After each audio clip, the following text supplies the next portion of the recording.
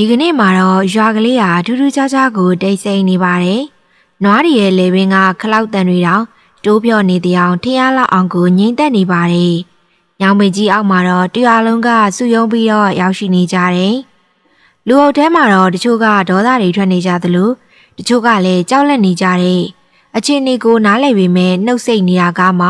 ပို့ပြီးတော့လွယ်ကူလိမ့်မယ်လို့တွေးပြီးတော့ငြိမ်နေကြတဲ့သူတွေလည်းရှိနေပါတယ်။သူတို့အားလုံးရဲ့ရှိမှာတော့ကိုရာမန်ကရက်နေပါတယ်။အသက်30-35ဝန်းကျင်လောက်ရှိတဲ့ပိန်ပိန်ပါပါလင်းသမားတဦးပေါ့။နေပူရှင်ကြောင့်ညိုမောင်ကျန်းတန်းနေတဲ့သူမျက်နှာထက်မှာလဲခွင်းထဲကဖုံဖုံတွေတက်ပုံမနှဆိုင်တဲ့ကြောက်ရွံ့မှုတွေကမျက်ဝန်းထဲမှာဆွဲတင်လို့နေပါတယ်။သူ့ရဲ့ဘေးမှာတော့ခေါင်းငုံထားတဲ့သူဇနီးနဲ့9နှစ်အရွယ်သမီးလေးမြက်လေးတို့ကရှိနေကြပါတယ်။မြက်လေးကတခြားကလေးတွေနဲ့မတူပါဘူး။သူကတိတ်ပြီးတော့လည်းမပြေးနိုင်ပါဘူး။စကားလည်းတိတ်မပြောတတ်ပါဘူး။ခဏခဏမောတတ်တယ်လို့သူ့ရဲ့အရေးပြားပေါ်မှာလည်းထူးဆန်းတဲ့အမတ်သားတွေကပေါ်လာတတ်ပါတယ်။ဒါပေမဲ့သူ့ရဲ့ပြုံးလေးကတော့ကလေးငယ်တိုင်းမှာရှိတဲ့အပြစ်ကင်းစင်မှုတွေကအတိုင်းသားပါပဲ။အဲ့ဒီချိန်မှာရွာလူကြီးကဂယုနာကင်းမဲ့တဲ့လီတန်နဲ့စကားဆပြီးတော့ပြောလိုက်ပါတယ်။ဟေးရာမန်ငါတို့ဒီနေ့ဘာကြောင့်စူဝေးနေကြတယ်လဲဆိုတာမင်းသိမှာပါ။ဒီပွဲကပြောစရာသတင်းထုတ်ပြန်မှုထိုင်နေကြတာမဟုတ်ဘူး။ရွာကအိမ်တိုင်းမှာကြောင်းရွံ့မှုတွေစိတ်ဝင်နေပြီးအမေတိုင်းကကိုကလေးကိုရင်ဝင်ထဲထည့်ပြီးတုံလုံးနေကြရတယ်။ရာမန်တယောက်ခေါင်းငုံထားမိပါတယ်။လွန်ခဲ့တဲ့ရက်ပိုင်းတွေကရွာသူရွာသားတွေဟာသူ့အိမ်နာကဖျက်သွားဖို့တောင်မှရှောင်ဖယ်နေကြတာကလေးတွေကိုမျက်လေးရဲ့အနာကိုမကပ်ဖို့တားမြစ်နေကြတာတွေကိုသူဟာသိနေခဲ့ပါတယ်။မင်းရဲ့သမီးလေးယောဂါကမင်းတအိမ်နဲ့ရဲ့ကိစ္စမဟုတ်တော့ဘူးရာမန်။ဒီယောဂါကကူးစက်နိုင်တယ်လို့လူတွေကပြောနေကြပြီ။ဒီနေ့အိမ်မနှက်ပြန်တရွာလုံးဖြစ်လာရင်ဘယ်သူတောင်းဝင်ယူမှာလဲ။မင်းရဲ့သမီးကဘလို့တောင်နမိတ်မရှိတာလဲ။ငါတို့ကလေးတွေရဲ့အပြစ်ကင်းစင်မှုကိုတောင်အန္တရာယ်ဖြစ်စေတဲ့ယောဂါမျိုးကိုတည်လာတာပဲ။ရာမန်စဉ်းစားကြည့်ပါ။ဒါတွေပြန့်နှံ့သွားရင်ဘယ်သူကကယ်မှာလဲ။ဒါကိုဘယ်သူကတာဝန်ယူမှာလဲကျွန်တော်ရဲ့သမီးလေးကဘယ်သူကိုဘာလုပ်လို့လဲဗျာဘယ်သူကိုမှလည်းမထိခိုက်စေခဲ့ပါဘူးဘယ်သူကိုမှလည်းမနစ်နာစေခဲ့ပါဘူးဒါပေမဲ့အားလုံးကသူ့ကိုရာဇဝတ်ကောင်တယောက်လိုကြည့်နေကြတယ်ဒါကဖျားနာမှုပါပြစ်မှုမဟုတ်ပါဘူးသူ့ရဲ့အမားမဟုတ်ဘူးတကယ်လို့တခုခုကိုဒေါသထွက်ချင်တယ်ဆိုရင်အဲ့ဒီယောဂကိုပဲထွက်ကြပါကျွန်တော်သမီးလေးကိုတော့မရက်ဆက်ကြပါနဲ့ကျွန်တော်သမီးအပေါ်အပြစ်တင်တာဟာလူသားချင်းစာနာမှုကိုမေးခွန်းထုတ်နေတာပဲလူသားချင်းစာနာမှုရှိကြပါရွာရဲ့အကောင်းကျိုးအတွက်မင်းမိသားစုကိုခေါ်ပြီးဒီရွာကနေထွက်သွားဖို့ငါဆုံးဖြတ်လိုက်ပြီဒီနေ့မဟုတ်ရင်မနှက်ဖြန်ပဲဒီမြေဒီလမ်းတွေဒီလူတွေဟာမင်းနဲ့မဆိုင်တော့ဘူးရာမန်ရွာရဲ့ဘေးကင်းဖို့အတွက်တစုံတစ်ယောက်ရဲ့အိမ်ပျက်စီးသွားပါစေငါတို့ကတော့ဘေးကင်းရေးကိုပဲရွေးချယ်ရလိမ့်မယ်ခဏတာတော့အရာအလုံးရက်တန့်သွားသလိုပါပဲရာမန်ရဲ့ဇနီးကတော့ရှိုက်ကြီးတငင်ငိုကြည့်ပါတော့တယ်အဖေသမီးကပြန်ပြီးတော့နေကောင်းလာမှာမဟုတ်လားယင်တကယ်ပြောပြပါဦးဒီနေ့သမီးယောဂါပျောက်သွားတဲ့အခါသမီးကပြန်ပြီးတော့ရီမောနိုင်မယ်ပြေးနိုင်တဲ့အခါလူတွေကသမီးတို့ကိုပြန်ခေါ်မှာမဟုတ်လားအဲ့ဒီချိန်ကျရင်ဘသူမှသမီးကိုနမိတ်မရှိဘူးလို့မပြောကြတော့ဘူးမဟုတ်လားသမီးတို့ဒီရွာမှာပဲတစ်ချိန်ကျရင်ပြန်နေရမှာမဟုတ်လားအဖေရာမန်ကတော့ဘာမှပြန်မပြောနိုင်ခဲ့ပါဘူးလေသမားတယောက်မှလည်းအဖြစ်မရှိတဲ့မိကွန်းတွေရှိတတ်တာပဲလေအဲ့လိုနဲ့တိတ်ဆိတ်မှုနဲ့အတူမိသားစုရဲ့ပထမဆုံးသောစမ်းသပ်ချက်ကြီးကိုစတင်ခဲ့ပါတော့တယ်ရာမန်ဟာရွာရဲ့နောက်ဆုံးနယ်နိမိတ်ကိုကြော်ဖြတ်တဲ့အခါသူ့ရဲ့ခြေလမ်းတွေကအလိုလိုနှိမ့်ကွေ့သွားပါတယ်နောက်ကိုလှည့်ကြည့်ဖို့တတ်တိမရှိပေမဲ့သူ့ရဲ့မျက်ဝန်းတွေကတော့သူ့ငယ်စဉ်ကလေးကနေလာတဲ့အိမ်လဲခွင်းနဲ့အလုတ်ကျွေးပြုတ်ခဲ့တဲ့မြေစီလွားတွေစီကိုပဲခဏခဏရောက်သွားမိပါတယ်လမ်းလျှောက်ရင်သူ့ရဲ့ခေါင်းထဲမှာအတိတ်ကပုံရိပ်တွေပေါ်လာပါတယ်ပထမဆုံးကောက်ပဲသီးနှံရိတ်သိမ်းခဲ့တဲ့လဲခွင်သူဇနီးရေခတ်ရင်ပြုံးရင်နေတတ်တဲ့ရေတွင်သမီးလမ်းစာလျှောက်တတ်တဲ့လမ်းကြားလေးတွေငါတို့ဘသူ့ကိုဘာလုပ်ခဲ့လို့လဲတတလုံးစူးစမ်းလုပ်ကင်ခဲ့တယ်ဘသူ့နှလုံးသားကိုမှမနာကျင်စေခဲ့ဘူးဘသူလမ်းမှာစူးမခင်းခဲ့ပါဘူးဒါဆိုဒီနေ့ကိုဘာလို့ရင်ဆိုင်နေရတာလဲငါမှအပြစ်ရှိရင်ပြောကြပါဒီတိတ်ဆိတ်မှုတွေဒီအရှက်ရမှုတွေဒီလိုအေးအေးပြတ်မှုတွေကဘယ်အပြစ်အတွက်ပိတ်ဆက်နေရတာလဲသူ့မျက်ဝန်းကမျက်ရည်တွေစီးကြလာတယ်ဘဲကိုသွားရမှန်းမသိဘသူ့ကိုအားကိုးရမှန်းမသိပဲငိုယိုရင်းနဲ့ရှောက်လန်းနေခဲ့တယ်ကောင်းကင်ကြီးကလည်းတဖြည်းဖြည်းပြောင်းလဲလာပြီးလေထုကလည်းလေးလံလာတဲ့ နောက်တော့မိုးဆက်တွေကစတင်ပြီးတော့ကြွေကြလာပါပြီ။ကောင်းကင်ကြီးကလည်းသူ့ရဲ့ဝမ်းနည်းမှုကိုကြားနေသေးအောင်ပါပဲ။မကြခင်မှာပဲမိုးကတဲထန်လာပြီးရွှွနွန်လန်းတွေကချော်ထွက်ကုန်နဲ့ရာမန်ရဲ့အင်ဂျီတွေဆူရွှဲကုန်ပြီးခြေထောက်တွေကရွှွနေနေပေမဲ့သူကတော့မရက်နားခဲ့ပါဘူး။သမီးလေးမျက်လေးကတိုးတိုးလေးညီးတွားလိုက်တဲ့ကြောင့်ရာမန်တယောက်ထိတ်လန့်သွားပါတယ်။သမီးလေးရဲ့မျက်နှာကိုကြည့်လိုက်တော့နှစ်ဖူးကပူကျစ်နေပြီးတော့အသက်ရှူသံတွေကလည်းမမှန်တော့ပါဘူး။ရာမန်ရဲ့နှလုံးသားဟာတစုံတစ်ယောက်ကလက်နဲ့စုပ်ညစ်ထားသလိုမျိုးခံစားလိုက်ရတယ်။မဖြစ်သေးဘူး။သမီးလေးမကြောက်နဲ့နော်။အဖေတခုခုလှုပ်ပေးပါမယ်။သမီးလေးကိုမိုးမဆူအောင်ရင်ခွင်နဲ့တင်းတင်းကြပ်ကြပ်ပွေးပိုက်ထားပြီးမယ်။သူ့မှာအမိုးကလည်းမရှိအဝတ်အစားအပူလည်းမရှိဈေးဝါလည်းမရှိပါဘူး။အားကိုးရမယ့်နေတဲ့ဖခင်တူရဲ့ခန္ဓာကိုယ်နဲ့ပြိုလဲတော့မဲ့စိတ်ဓာတ်ပဲရှိပါတော့တယ်။မိုးထဲမှာရာမန်ရဲ့ရှိုက်တံတွေကပုံမူကျဲလောင်လာပါတယ်။ငါသာဆင်းရဲမနေခဲ့ရင်ငါမှပတ်စံနဲ့အာနာသာရှိခဲ့ရင်ငါသမီးလေးဒီလိုဒုက္ခရောက်နေမှာမဟုတ်ဘူး။စိတ်ကူးသားဖို့တောင်းတနေရမှာမဟုတ်ဘူး။လောကကြီးကလည်းသူ့ကိုယောဂသည်လို့မမြင်ပဲကလေးတယောက်လိုမြင်ကြမှာ။ခြေလန်းတိုင်းမှာတော့သူ့ရဲ့လေသမားစိတ်ဓာတ်တွေကပြိုကွဲနေပါတယ်။အဖေသမီးအရန်ကိုချမ်းနေပြီ။ရာမန်ဟာလမ်းဘေးမှာပဲဒူးထောက်ပြီးတော့ထိုင်ချလိုက်မိတယ်။မိုးရေတွေကသူ့ရဲ့မျက်နှာပေါ်ကျနေပြီမဲ့သူခံစားနေရတာကသမီးလေးရဲ့တုံရင်နေတဲ့ခန္ဓာကိုယ်လေးပါပဲ။ရာမန်ဟာသမီးကိုပွေချပြီးအနာကရွာတရွာစီကိုဥတီလိုက်ပါတယ်။ခြေလန်းတိုင်းကလေးလံလွန်းလို့မြေကြီးကတော့သူ့ကိုစမ်းသက်နေသလားထင်ရပါတယ်။တယောက်ယောက်ကပြောပြဘူးပါတယ်။အဲ့ဒီရွာမှာဆေးဆရာကြီးတယောက်ရှိတယ်တဲ့လေ။အဲ့ဒီဆရာကြီးကအရန်ကိုတော်ပါတယ်။တခြားသူတွေလက်လျှော့လိုက်တဲ့ယောဂတွေကိုတောင်မှကုပေးနိုင်တယ်လို့ပြောကြပါတယ်။အဲ့ဒီမျောလင်းချက်တေးသေးလေးကိုပဲရာမန်ကလက်ကင်ထားလိုက်ပါတယ်။နင်းမြုပ်နေတဲ့သူကမျက်ပင်တပင်ကိုအာကိုတကြီးစုပ်ကင်လိုက်တယ်လို့မျိုးပေါ့။ဈေးဆရာကြီးရဲ့အိမ်ကိုရောက်တဲ့အခါအိမ်ကြီးကခန့်ညားတယ်ဝါလှပါတယ်။ဆရာကြီးကျွန်တော်ရာမန်ပါ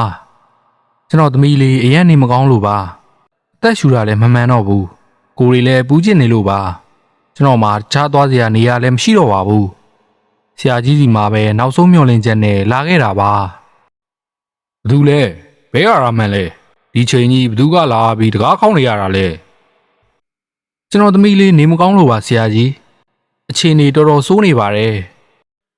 အေးကောင်းပြီအတွင်းထဲခေါ်လာခဲ့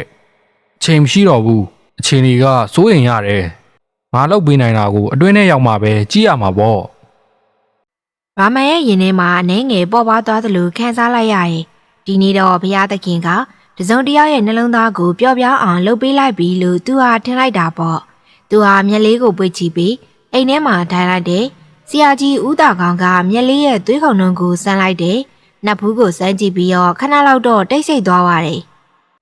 ဒီယောဂါကိုကုဖို့ဆိုတာတာမန်ကိစ္စမဟုတ်ဘူးငါသား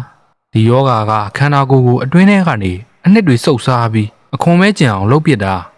ဒါပေမဲ့အမှန်တိုင်းပြောရရင်ဒီယောဂါကိုအမြင့်ပြတ်ကုနိုင်တာငါတယောက်တည်းပဲရှိတာမင်းနေရာမှန်ကိုရောက်လာခဲ့တာပဲဒီယောဂါဖြစ်တာကကြာပြီအမြင့်ကလည်းနှက်တယ်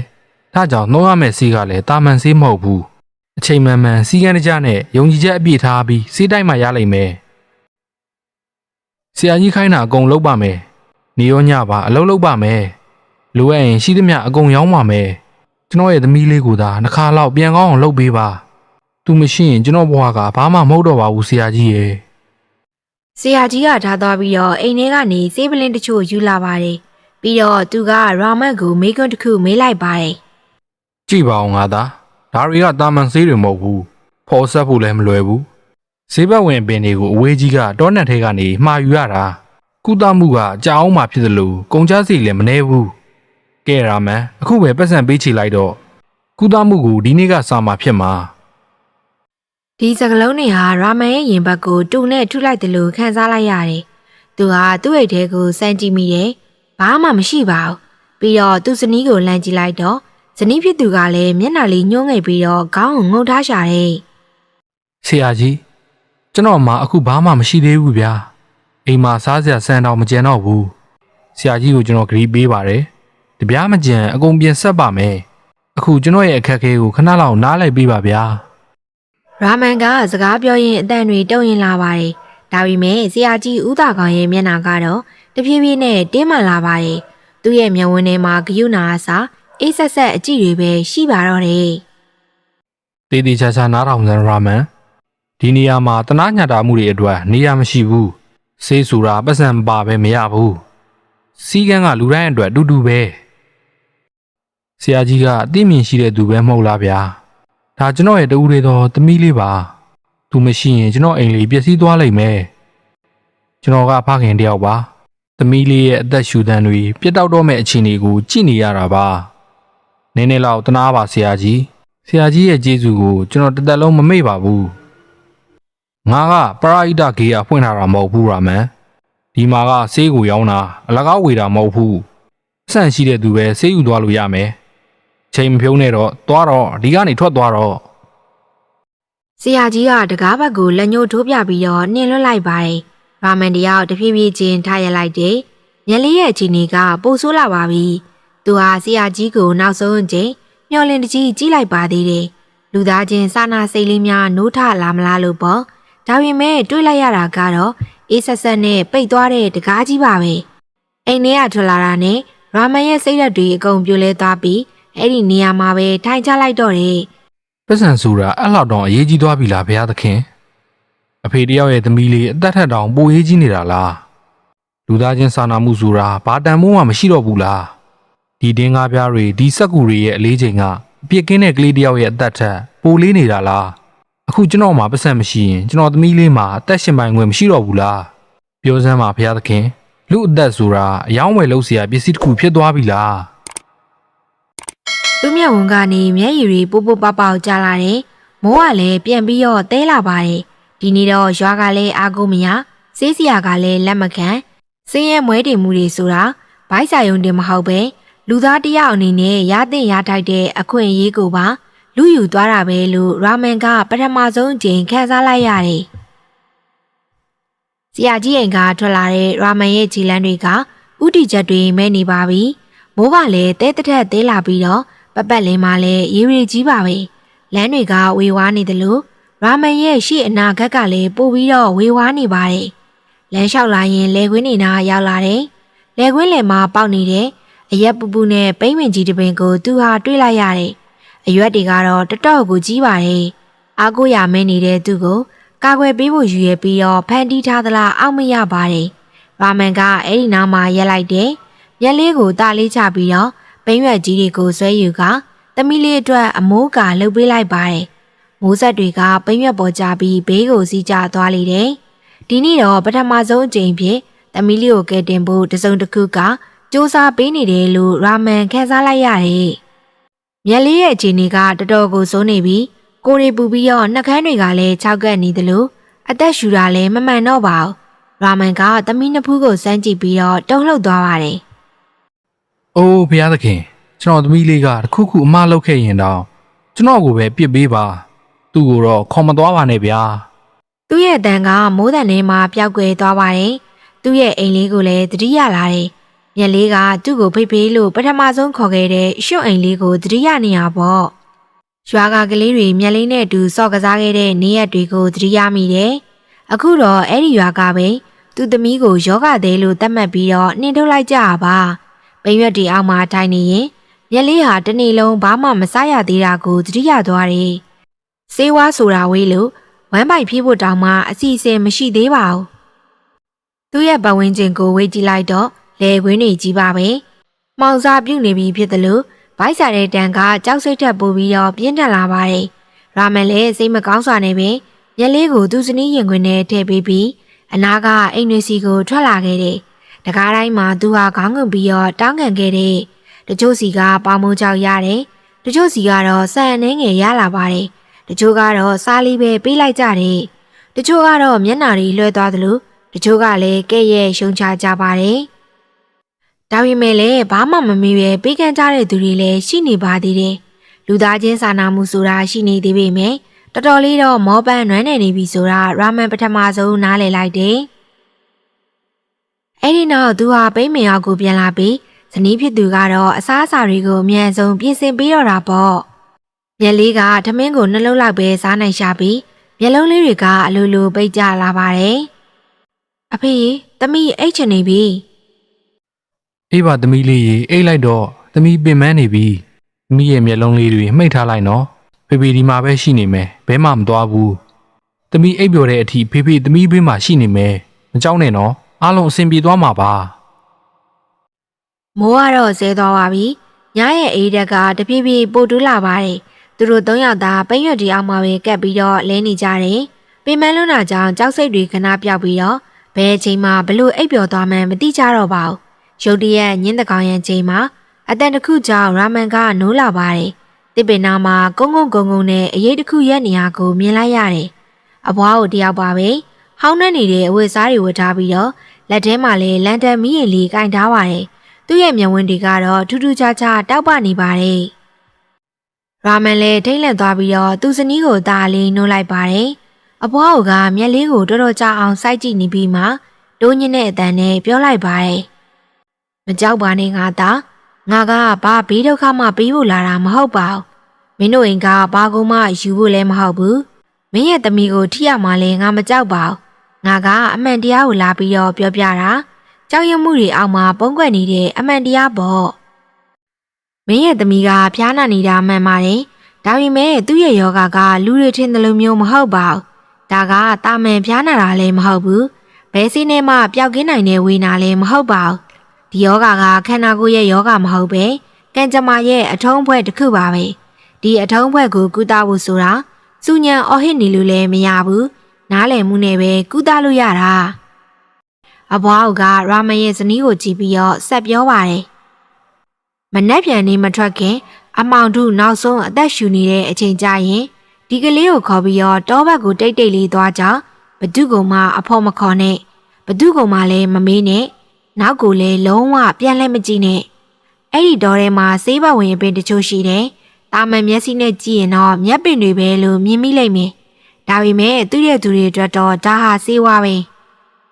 အဲ့ဒီဆေးပင်တွေကိုဒီပရွက်ပေါ်ကကြာလာတဲ့မိုးရေနဲ့ရောဆက်ပြီးမင်းရဲ့သမီးလေးကိုတိုက်လိုက်ပါ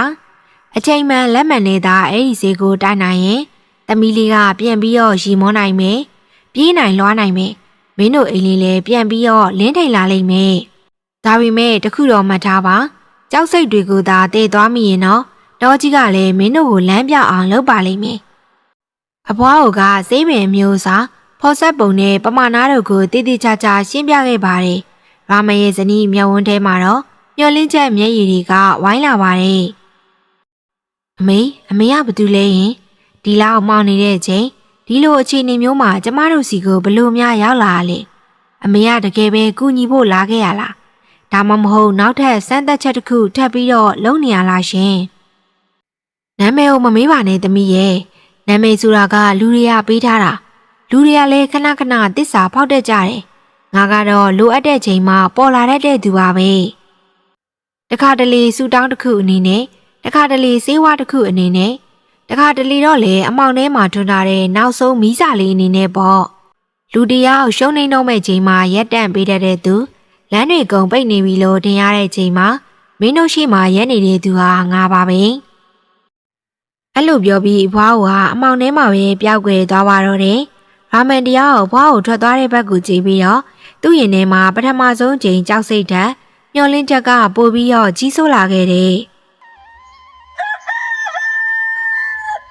မနက်ခင်းအလင်းပြော့ပြော့လေးပရွက်တီကြားကနေထိုးပဝင်ရောက်လာတဲ့အခါရာမန်တရားကိုနိုးလာပါတယ်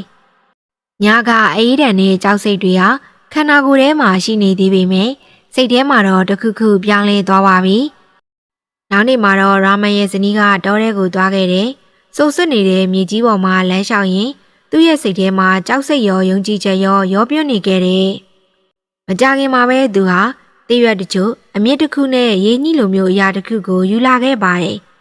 ရာမန်ကတော့အဝေးကနေကြည်နေမိပါတယ်အဲ့ဒီချိန်မှာသူ့လက်ထဲမှာယုံကြည်ချက်ကလွယ်လို့ဘာဆိုဘာမှမရှိပါဘူးသူ့ရဲ့ဇနီးကအဘွားကိုပြောတဲ့အတိုင်းမျက်လေးကိုဈေးတိုက်လိုက်ပါတယ်ခဏကြာတော့မျက်လေးရဲ့အသက်ရှူသံကပူပြီးတော့နှရှမ်းလာပြီးနှစ်ဖူးကအပူချိန်ကလည်းလျော့သွားပါတယ်ရဲ့အနှဲငယ်တွင်မှာပဲမျက်လေးဟာယောဂမရှိခဲ့ဘူးတလို့မျိုးလုံးဝကိုပြန်ပြီးတော့ကျန်းမာလာတော့တယ်အဲ့ဒီညနေမှာပဲပိမ့်ပင်ကြီးဟာရာမန်အတွက်ခိုးလုံရတစ်ခုတွေမဟုတ်တော့ပဲတက်တီတစ်ခုဖြစ်လာခဲ့ပါတယ်ပ ပတ်စံမရှိရင်တောင်မှမျောလင်းချက်ဆိုတာမသိဆုံးမှုဆိုတဲ့တက်သေးပေါ့အဲ့ဒီလိုနဲ့တစ်ဖက်မှာတော့တတိကြီးကရာမန်ကိုပြောလိုက်ပါတယ် အရန်တော်တယ်ရာမန်မှန်တိုင်းပြောရင်မင်းကငါ့ကိုအရန်စိတ်ကြည်နေစေတယ်ဒီရွာကိုမင်းရောက်လာတာရက်ပိုင်းပဲရှိသေးပေမဲ့စူးစမ်းအားထုတ်မှုဆိုတာဘာလဲဆိုတာကိုမင်းသက်သေပြနိုင်ခဲ့ပြီတနေ့လုံးမနာတမ်းလှုပ်တာမင်းလိုအလုပ်သမားမျိုးခုခေတ်မှာရှားတယ်ဗျမင်းရဲ့စူးစမ်းမှုကြောင့်ဒီနှစ်တော့ငါလေထဲမှာအသီးနှံတွေဝေးဝေးဆဆဖြစ်နေပြီမင်းရဲ့ယူသားမှုနဲ့ဝရိယကိုအတိမတ်ပြုတဲ့အနေနဲ့လေကွင်းသားကတဲလေးမှာမင်းတို့ကိုနေခွင့်ပေးမယ်အနည်းဆုံးတော့အမိုးကအောက်မှာနေရတာပေါ့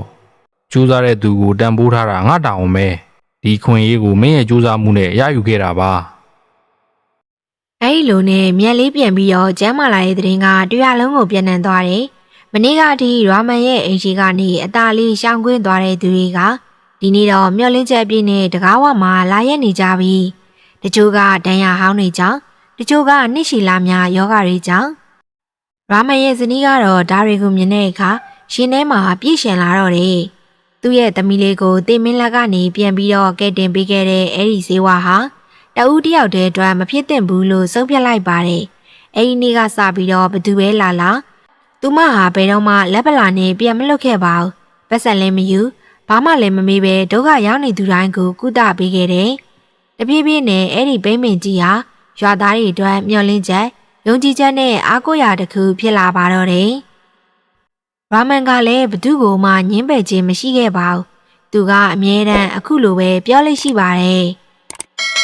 ကျွန်တော်တို့ကဆေးစရာကြီးတွေမဟုတ်ကြပါဘူးဈေးကြောင်တွေလည်းပညာမသင်ခဲ့ဘူးပါဘူးဈေးပင်တွေလည်းနားမလည်ခဲ့ပါဘူးဒါပေမဲ့ကျွန်တော်တို့နားလည်ခဲ့တာကျွန်တော်တို့မျက်စိနဲ့မြင်ခဲ့တာပြန်ပြီးတော့ရှင်းပြပေးပါမယ်အန်ဩစရာတွေပြနိုင်တယ်လို့လည်းအာမမခံပါဘူးဒါပေမဲ့ကျွန်တော်တို့တီးသလောက်တက်သလောက်အင်အားနဲ့ဇုံတယောက်ရဲ့ဝေဒနာကိုရှော့ချပေးနိုင်မယ်ဆိုရင်အဲ့ဒါဟာကျွန်တော်တို့ရဲ့ကံကောင်းခြင်းပါပဲသူ့ရဲ့ဇနီးကလည်းစိတ်ရှည်လက်ရှိနဲ့ကုသပေးခဲ့တယ်ပတ်စံပေးရင်လည်းညင်းပယ်ပါတယ်စံပေးရင်လည်းလိုအပ်သူတွေကိုပြန်ပြီးတော့ဝေးပေးတယ်ဒီစုံတယောက်ရဲ့ဆူတောင်းစကားလေးကပဲသူတို့အတွက်တော့အကြီးမားဆုံးဆုလက်လေးပေါ့အပြေးပြေးနဲ့လူတွေအစီရီတန်းစီလာကြတယ်ပိမ့်မင်ကြီးဟာအခုတော့ခိုးလုံရတယ်မကပဲကုသရာနေရာဖြစ်လာခဲ့ပါပြီအဲ့ဒီချိန်မှာပဲအနာကရွာကစီးစရာကြီးဦးသားကောင်ကဒါတွေကိုစောင့်ကြည့်နေတာပေါ့အစာပိုင်းမှာသူဟာဂယုမဆိုင်ပေမဲ့နောက်ပိုင်းမှာတော့သူ့စီကိုလူတွေကမလာတော့ပါဘူးလာတဲ့သူတွေကလည်းမေးခွန်းတွေထုတ်လာကြတယ်ဆရာကြီးကဘာလို့ပတ်စံတွေများကြီးတောင်းနေတာလဲကျွန်တော်တို့ကစင်းရဲသားတွေပါဆေးဖို့ပေးဖို့မလွယ်ဘူးဗျဟိုမှာရာမန်တို့စီကြတော့ပတ်စံလည်းမမေးဘူးဈေးလည်းမစစ်ပဲကုပေးနေတာဆရာကြီးနဲ့ကျွန်တော်တို့ရန်ဖြစ်ဖို့လာတာမဟုတ်ပါဘူးဒါပေမဲ့ရင်ထဲမှာတခုတော့ရှိနေတယ်အခုတော့ပြောမှဖြစ်မယ်ကျွန်တော်တို့ကစင်းရဲသားတွေတနေ့စာရှာမှတနေ့စာစားရတာဆရာကြီးကကုသမှုထက်အရင်ဆုံးပတ်စံအိတ်ကိုပဲကြည့်တယ်ပတ်စံနဲ့ရင်ဆေးကလည်းတဝက်ပဲပေးတယ်ရာမန်တို့စီကြတော့ဘာတူလဲလို့မမေးဘူးဂုံဒရက်ကိုလည်းမနှိုင်းရှင်ဘူးယောဂနဲ့လူကိုပဲကြည့်တာအဲ့ဒါကြောင့်လူတွေကဟိုဘက်ကိုသွားနေကြတာဆရာကြီးအဲ့ဒီမှာကုသမှုထက်လူသားဆန်မှုကိုအရင်ရလို့ပဲဆေးစရာဥတာကောင်ရဲ့မျက်နှာကတနေ့ထက်တနေ့ပိုပြီးတော့တင်းမာလာပါတယ်သူစီမှာဆေးတွေအပြည့်ရှိပြီးမြဲသူ့ရဲ့အိမ်ကတော့တိတ်ဆိတ်ခြောက်ကပ်နေတာပေါ့ဒီနေ့မှာတော့သူကိုယ်တိုင်သွားကြည့်ခဲ့တယ်ပိမ့်မင်ကြီးအောက်မှာလူတွေဟာယုံကြည်ချက်ပြည့်နဲ့ငြိမ်ငြိမ်လေးထိုင်နေကြပါတယ်ရာမန်ရဲ့ဇနီးကကလေးတယောက်ရဲ့ဒဏ်ရာကိုဆေးထည့်ပေးနေပြီးဒါကိုမြင်လိုက်ရတဲ့ဆေးစရာကြီးရဲ့လက်သီးတွေကအလိုလိုကြစ်ကြစ်ပါအောင်စုပ်မိသွားပါတော့တယ်ဒါတွေအားလုံးကဟန်ဆောင်မှုတွေပဲရိုးသားတဲ့သူတွေကိုလှည့်စားနေတာသူတို့မှာဘာပညာမှမရှိဘူးဘာဘဟုတုရမှလည်းမရှိဘူးဘာကျန်းကန်မှလည်းနားမလည်ဘူးလူတွေကိုတနာစရာကောင်းအောင်ဟန်ဆောင်ပြပြီးနာမည်ကြီးအောင်လုပ်နေတာကျွန်တော်တို့ဘသူ့ကိုမှတားဆီးမထားပါဘူးဘသူ့အိမ်တကားကိုမှသွားပြီးလဲမခေါ်ပါဘူးကိုဝေဒနာနဲ့ကိုလမ်းလျှောက်လာတဲ့သူကိုကျွန်တော်တို့တတ်နိုင်လောက်ကူညီပေးုံပါပဲနာမည်ကြီးခြင်းနဲ့လောဘလည်းမရှိသလိုလူအုပ်ကြီးစုဝေးလာဖို့လည်းမမျှော်လင့်ပါဘူးကိုလက်လန်းမိတာလေးကိုပဲလှုပ်ပေးနေတာပါ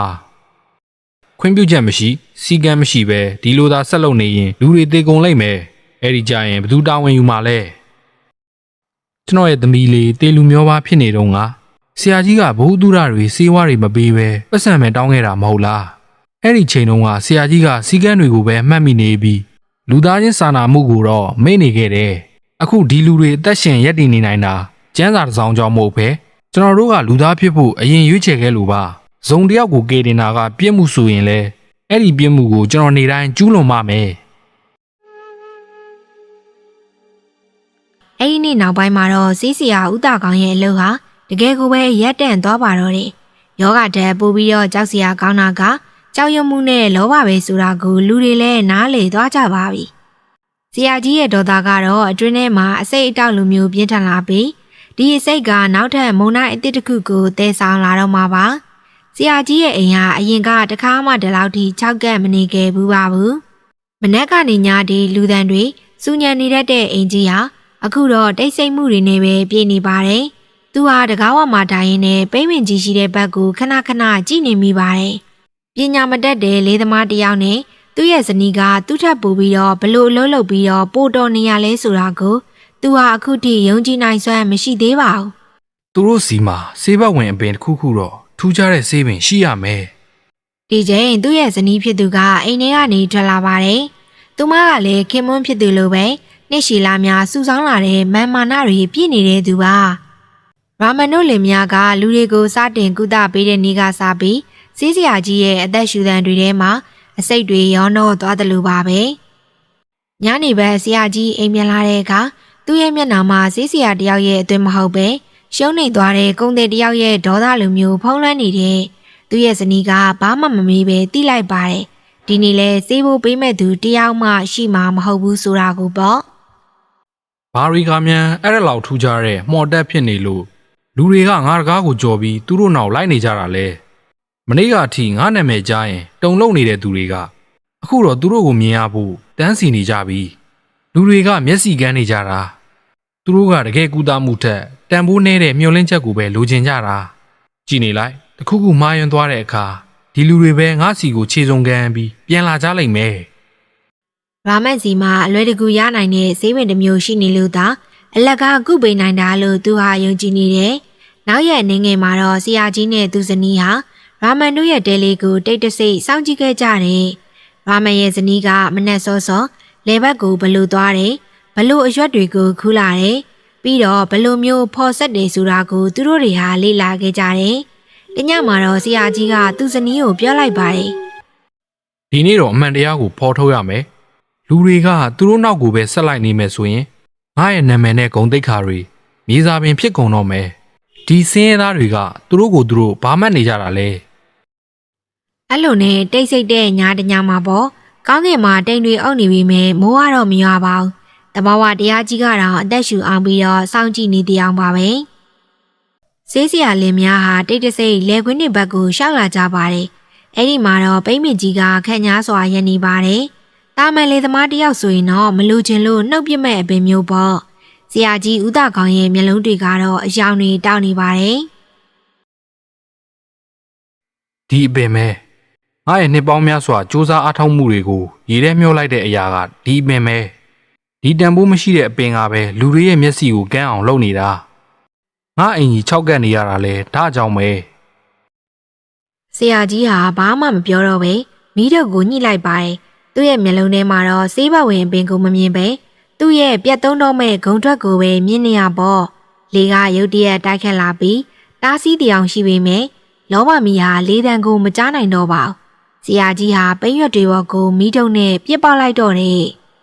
ချောက်သွေ့နေတဲ့ပင်စီတွေကတခဏချင်းမှပဲမီးဆွဲလောင်သွားတယ်စိမ့်စုံနေတဲ့ရွက်တွေကမီးထဲမှာတဖြည်းဖြည်းနဲ့မြည်ဟီးပြီးတော့လောင်ကျွမ်းကုန်ပါတယ်လူများပြရဲ့အသက်ရှူရာမျောလင့်ချက်ဖြစ်ခဲ့တယ်အဲ့ဒီအပင်ကြီးဟာတဖြည်းဖြည်းနဲ့ပြအဖြစ်ပြောင်းလဲသွားတော့တယ်